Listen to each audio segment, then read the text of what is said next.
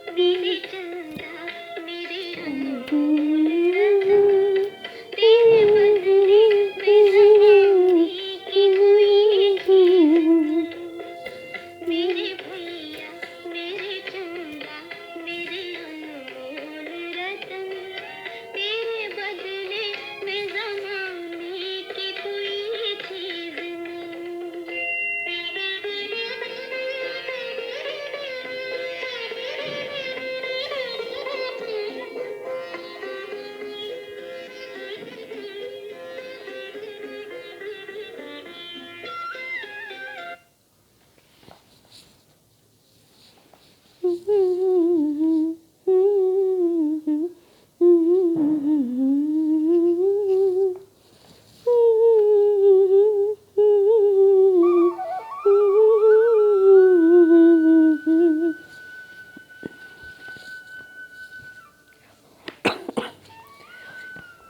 आप सभी को भाई दूज की बहुत बहुत बधाई हो।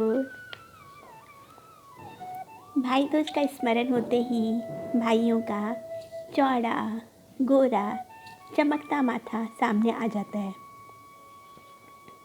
जिस पर बड़े प्यार से हम बहनें रोली कंकु का टीका लगाते हैं और उस पर अक्षर डालते हैं। आहा, कैसा अद्भुत प्यार, कैसा अद्भुत संबंध, निस्वार्थ प्रेम में बंधा हुआ। वो बचपन की अटखेलियाँ और किशोरावस्था की छेड़छाड़, वो चोटी का खींचना, वो मोटी और भैंस का संबोधन,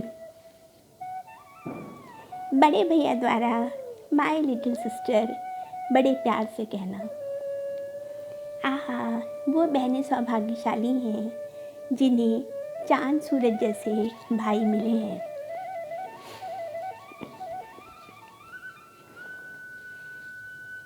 और वो सुबह से व्रत किए हुए मम्मी के सूखे थके होठ और उनसे भाई दूज की कहानी सुनना। शायद बचपन से सुनी वो कहानी ही इस अटूट प्रेम का आधार थी।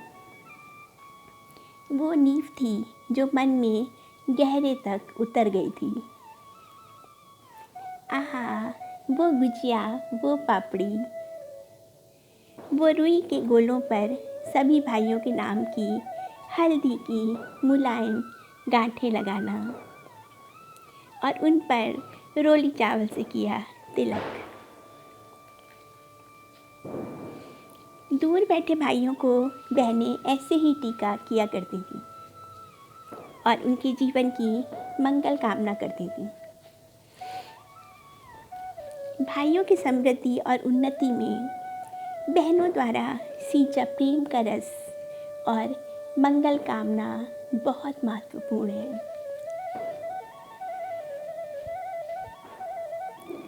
मम्मी पूजा के बाद धीरे धीरे हल्के स्वरों में भाई दूज की कहानी सुनाती, भाइयों के सामने नहीं, अकेले में। और सुनाते सुनाते उनकी आवाज़ और दिल दोनों भर आते। शायद दूर बैठे मामा जी की याद ही उनको सता जाती थी। बेटा सुनो, एक गांव में एक लड़का रहता था, गोरा चिट्टा और बहुत सुंदर। यही कोई 19-20 साल का। माँ की आंखों का तारा, बहन का लाडला। बहन ब्याही गई थी दूसरे गांव, उससे बड़ी, भाई को बहुत प्यार करने वाली।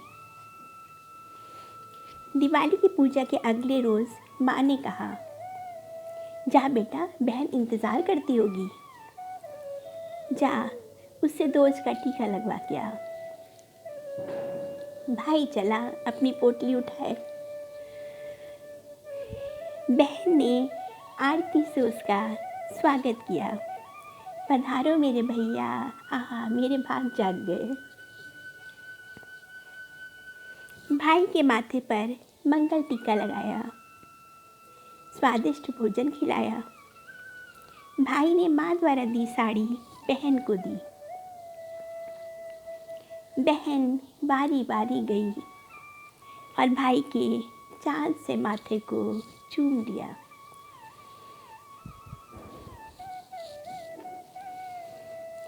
अलग सुबह भाई को निकलना था। बहन सुबह 4 बजे उठी। चक्की में ताज़ा ताज़ा आटा पीसा। पुराने ज़माने में तो चक्की में ही पीसते थे घर में। और गुड़ मेवा मिलाकर लड्डू बनाए। भाई का दिन भर भूखा प्यासा रहेगा।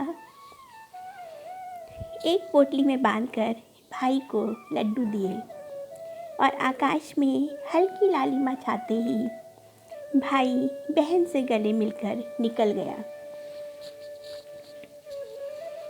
जब दिन की रोशनी चौके में आने लगी, बहन ने देखा एक काला नाग भी आटे के साथ पिस गया था।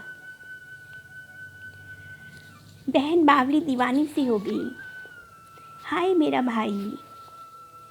बिखरे बालों, कुचली साड़ी और नंगे पैरों में वो भागी उसी रास्ते पर जिस पर भाई गया था। हाय रे मेरे भाई ने लड्डू ना खा लिए हों। हाय रे मेरी किस्मत। कांटों और पत्थरों से पाँव लहूलुहान हो गए। हाय रे मेरा भैया। लेकिन बाहरी किस्मत। गांव से थोड़ी दूर जाकर उसने देखा भाई एक पेड़ की ठंडी छाया में सो रहा था और लड्डुओं की गठरी उसके सिर के नीचे दबी थी, ज्यों की त्यों। हर चतुरेक में बहन की आंखों में आंसू आ गए। उसने लड्डू की पोटली धीरे से भाई के सिर के नीचे से निकाली और उसे पास बहते नाले में फेंक दिया। भाई के चंदा से माथे को सहलाती वो उसका सिर गोद में लेकर बैठ गई। देर तक वो भाई की बंद पलकों को निहारती रही और फिर उसने उसके चांद से माथे को चूम लिया। कैसा है नानू का बच्चा?